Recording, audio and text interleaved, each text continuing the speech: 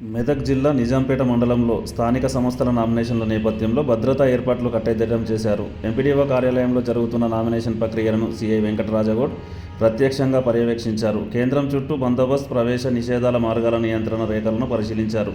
SI Rajesh ఆధ్వర్యంలో పోలీసులు ప్రతి మూలల తనిఖీలు నిర్వహించారు. నామినేషన్ సెంటర్లో గుంపులుగా నినాదాలు పూర్తిగా నిషేధమని అధికారులు తెలిపారు. ప్రజలకు ఇబ్బంది కలగకుండా పకడ్బందీగా భద్రతా చర్యలు అమల్లో ఉన్నాయని పోలీసులు వెల్లడించారు. TSG news, Ramayampet.